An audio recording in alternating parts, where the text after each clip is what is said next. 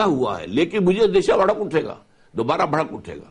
اس بھڑک اٹھنے میں امت مسلمہ کا جو عمل دخل ہوگا وہ تو ہوگا ہی، اور وہ کم ہے، اس لیے کہ علامہ نے صاف کہا ہے کہ جانتا ہوں میں یہ امت حامل قرآن نہیں ہے، وہی سرمایہ داری بندہ مومن کا دین۔ جانتا ہوں میں کہ مشرق کی اندھیری رات میں بے ید بیضا ہے پیران حرم کی آستین، لیکن عصر حاضر کے تقاضاؤں سے ہے لیکن یہ خوف۔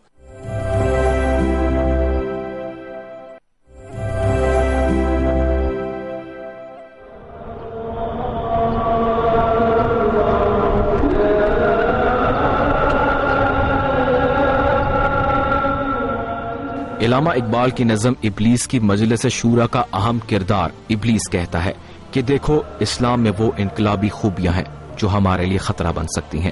اسلام عورت کی عزت کا محافظ ہے، اسلام غلامانہ سوچ کا خاتمہ کرتا ہے، اسلام مساوات کا درس دیتا ہے۔ یہ زمین کسی انسان کی نہیں بلکہ صرف اللہ کی ملکیت ہے۔ اس سے بڑھ کر اور کیا فکر و عمل کا انقلاب، بادشاہوں کی نہیں اللہ کی ہے یہ زمین۔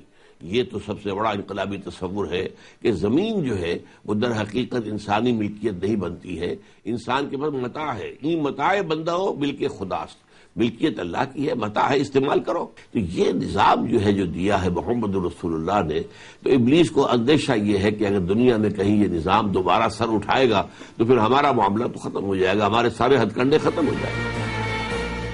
لیکن جب یہ نظم تخلیق ہوئی تو اس کے بعد اسلام کیسے ایک خطرہ رہا؟ اس دور کے حالات دیکھے جائیں تو عرب اور مڈل ایسٹ پر برطانیہ اور یورپی اتحادیوں کا قبضہ تھا۔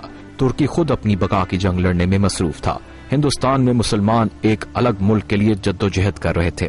جمال الدین افغانی کی پان اسلامزم تحریک چل تو رہی تھی لیکن کوئی بڑے ٹارگٹ حاصل نہیں کر سکی تھی۔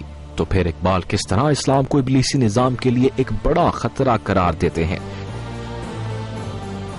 اب ظاہر بات ہے کہ کمیونزم فیل ہوا تو دوبارہ کیپٹلزم آ رہا ہے، لیکن کیپٹلزم تو پہلے فیل ہوا تھا تو کمیونزم آیا تھا نا۔ اب کیپٹلزم کے بعد پھر اب کون سا نظام آئے گا؟ اب ظاہر بات ہے کہ انہیں اندیشہ یہ ہے کہ اب جو نظام ہے وہ اسلام کا آئے گا۔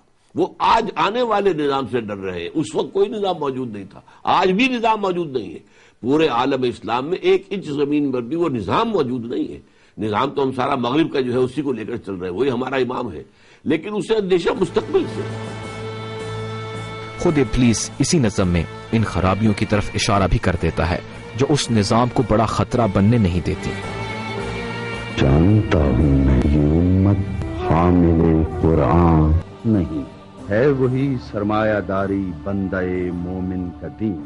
جانتا ہوں میں کہ مشرق کی اندھیری رات میں بے ید بیضا ہے پیران حرم کی آستین۔ ابلیس اپنی مجلس شورا میں جن نقائص کی نشاندہی کرتا ہے وہ 19 اور 20 کے فرق کے ساتھ آج بھی وہیں کے وہیں کھڑے ہیں۔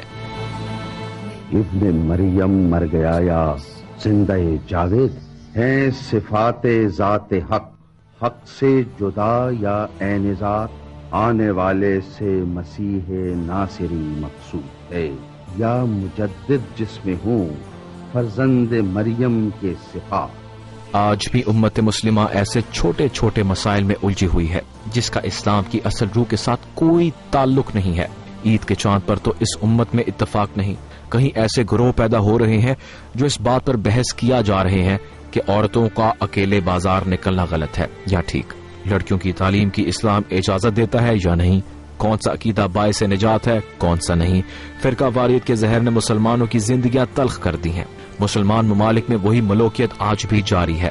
سعودی عرب، شام، اردن اور لیبیا سمیت کئی اسلامی ممالک وہی ملوکیت کے بندے ہیں جن کی طرف اقبال نے اشارہ کیا۔ صوفی، ملا، ملوکیت، یہ سارے نظام جو اپنی ایک تاثیر، اپنا ایک اثر، اپنا ایک غلبہ رکھتے تھے اس عہد میں یا پرانے زمانے میں، کیا تاریخ نے ان کو اس تاثیر، اس اثر سے محروم نہیں کر دیا؟ آج تاریخ جن پہیوں پر حرکت کر رہی ہے یہ تینوں ہی تقریباً اس مطلوبہ غالب حیثیت اور اس تاثیر سے محروم ہو چکے ہیں جو واقعات عالم کی صورت گری کر رہا ہوں۔ اب حالات کسی اور طرح ہیں، لہٰذا اس طرح دیکھیں تو بعض اوقات گمان ہوتا ہے کہ یہ باتیں، کچھ باتیں اب شاید اپنی وہ معنویت نہیں رکھتی جو اس وقت کے عالمی تناظر میں تھی۔ دنیا میں اس وقت مسلمان آبادی کے لحاظ سے دوسری بڑی قوم ہے۔ ایک امریکی تھنک ٹینک کے مطابق دنیا میں ہر 4 میں سے 1 آدمی مسلمان ہے۔ وسائل کے اعتبار سے بلیک گولڈ یعنی تیل میں مسلم ممالک سب سے بڑا ذخیرہ رکھتے ہیں، لیکن اگر ہیومن ڈیولپمنٹ انڈیکس کے حوالے سے مسلمان کی ترقی کو ماپا جائے تو کوئی ملک ایسا نہیں جو کہ اس پیمانے پر پورا اترتا ہو۔ اجتہاد جس پر قرآن نے زور دیا، اس کا دروازہ مدت ہوئی بند کر دیا گیا۔ ان حالات میں کیا وہ شرع پیغمبر آشکار ہو سکتی ہے جس کی طرف اقبال نے اشارہ کیا ہے؟ کیا قرآن جو نظام پیش کرتا ہے، کیا اس کو آج کے مرد مسلمان نے سمجھ لیا ہے؟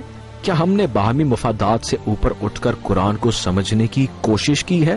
اقبال کی فکر کا سرچشمہ قرآن ہے، اور اقبال کے نزدیک صرف وہی نظام حکومت نوع انسانی کے لیے نجات ہوگا جو کہ وحی کی روشنی میں ہوگا۔ حاکم اللہ ہے، ان الحکم الا للہ کی سب سے بڑی بغاوت جو ہے وہ یہ ہے کہ ہم نے اللہ کی حاکمیت کا انکار کر کے، اور sovereignty of the masses, popular sovereignty.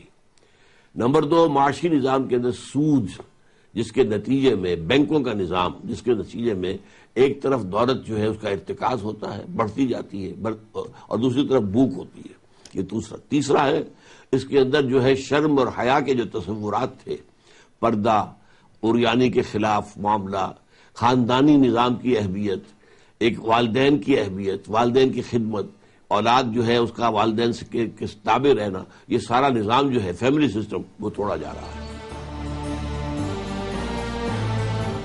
یہ ہے وہ ابلیسی دھندے اور پھندے جن میں ابھی تک مسلمان الجھے ہوئے ہیں، لیکن ابلیس کو پھر بھی اس امت سے خوف ہے، وہ ڈرتا ہے۔ عصر حاضر کے تقاضاؤں سے ہے لیکن یہ خوف، ہو نہ جائے آشکارا شرع پیغمبر کہیں، ہر نفس ڈرتا ہوں اس امت کی بیداری سے میں، ہے حقیقت جس کے دین کی احتساب کائنات۔ تو علامہ یہ کہتے ہیں کہ عصر حاضر کے تقاضاؤں سے ہے لیکن یہ خوف، کہ یہ جو ایک تقاضا چل رہا ہے، یہ جو ایک فلو آف ہسٹری ہے، یہ ڈان دریا جو بہہ رہا ہے تاریخ کا، مجھے اندیشہ ہے کہ یہ ابھی خود ادھر چلا جائے گا۔ اس سے مجھے اندیشہ بہت ہے کہ یہ اسلام دوبارہ دنیا میں آ جائے گا۔ شرع پیغمبری کے آشکارا ہونے کا مطلب یہ ہے کہ دنیا میں دوبارہ اسلامی نظام کہیں نہ آ جائے۔ یہ جو پولیٹیکو سوشو اکنامک سسٹم ہے، اس سے دنیا خائف ہے، اور علامہ اقبال جو کہہ رہے ہیں وہ یہ ہے کہ اب بہت جلد جو ہے اصل مقابلہ جو ہے نوع انسانی جو کرے گی وہ در حقیقت اسلامی نظام کے خلاف کرے گی۔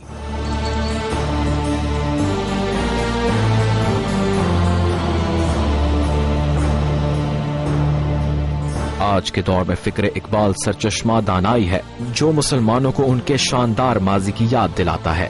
اسلام کی تعلیمات پر عمل پیرا ہو کر اس دھرتی کو امن کا گہوارہ بنانا ہے، آرٹ، کلچر اور سائنس اور ٹیکنالوجی کے میدان میں سبقت حاصل کرنا ہے تاکہ اقوام عالم میں مسلمان دوبارہ حقیقتاً ایک فعال اور ترقی یافتہ قوم کی صورت اختیار کر سکیں۔